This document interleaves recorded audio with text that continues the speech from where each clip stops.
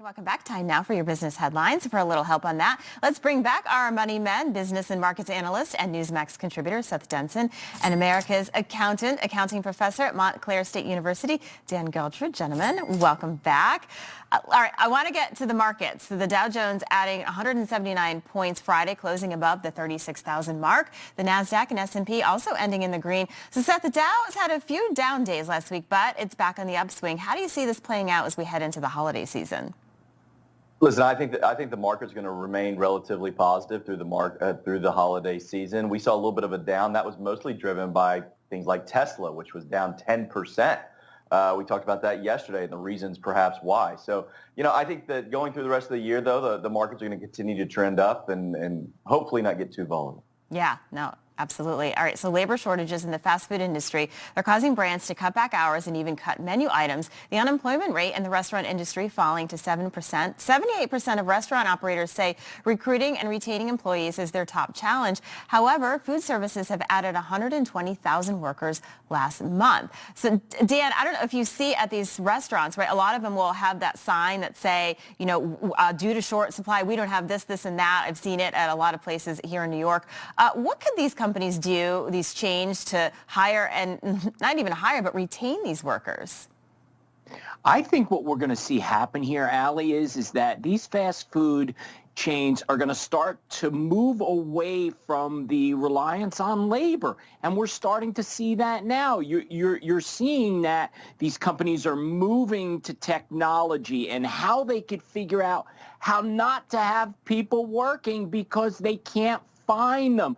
And on top of that, it's become very expensive, which means they have to pass those costs along to consumers. So I really believe what we're going to see here is a total makeover of the fast food chain industry, and we're going to see less people, and things will be the new normal. Yeah, maybe like what we see in the grocery stores where they have like those self-checkout lines, but I don't know who's going to make my plain cheeseburger that I always have to make because I don't like everything that's on it. But all right, so the Labor Department saying Americans quitting their job is up. The report says 4.4 million people quit, which is only about 3% of the nation's workforce, but up around 100,000 people in August. Now, however, economists say usually people quitting shows they're confident that they can find another job. But many companies often stacking up employees like Amazon, which is hiring 125,000 permanent drivers and workers. So Seth, why are so many people quitting?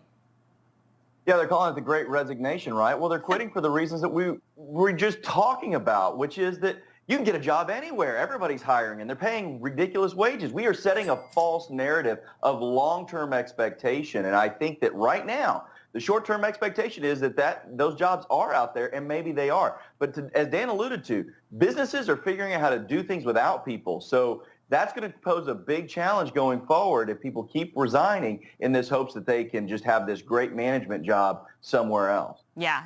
People want a lot of money for doing a little bit of work. So new car prices, they're surging to a record high amid strong demand and a tight supply. The average price for new vehicles sold last month rose almost 13%. Prices also being boosted by higher luxury sales and for large SUVs and pickup trucks. The average price for a car is now $46,000 for a luxury vehicle at $61,000. Dan, wow, $46,000 for a new car, that's a lot of money.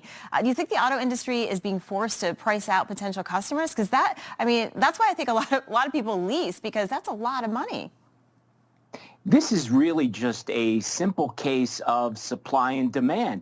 Because of all these supply chain challenges that these car companies have had, there's less cars out there on the market, prices going way up. I know Seth was complaining about how much his brand new Rolls Royce set him back. So I feel for him, but this is the market that we're in. Seth, how's your new Rolls Royce? My little Hot Wheels Rolls Royce that I play with Connor, my 3-year-old. That's what I was alluding to, Dan. I take the bus. What are you talking about, man? I thought you took a bike, like Mayor Pete, to work. You don't do that? No, it's too much work. That's too much work. Yeah, it doesn't do well in the suit. I did see somebody taking a bike with a suit the other day. I was like, wow, good for them. All right, so the backlog of shipping containers on the West Coast could be easing over the last week. Containers on the docks of Los Angeles and Long Beach, California, they've dropped over 20%. Those ports handle 40% of the country's container imports. They saw a record number of arrivals, creating a bottleneck, and the lower number coming days before new fees will begin for shipping companies responsible for clogging decks. Seth, how long is it going to take us to fully recover from this port backlog? Because you've said it before, you can get it off the trucks, but then getting it in the trucks and delivering it, right? That's a big problem. Yeah, that's right. That's called the bullwhip effect, effectively, when we've got all this stuff coming, but then you've got all these other pieces in the supply chain. And a big problem here is those truckers. It's the skids that those containers go on. Listen, we're months away from getting, if not over a year, to getting our supply chain back on a good, even kill. But in the meantime, as Dan just mentioned in the auto industry, supply and demand, that's going to continue to increase, and we're going to continue to see inflation. I wish I could give you good news on this, but it's not going to change anytime soon. All right, Dan, final thoughts. We got about 15 seconds. Well, I think what we're seeing right now is a classic challenge to the economy, because as inflation continues to go up, keep an eye on those interest rates, because that's what the Fed can do to get inflation under control. Yeah, we'll see. We'll see if they do it. All right. Seth Denson, Dan Geltrude, thanks so much. Have a great weekend. Thanks, Allie. Allie. Of course.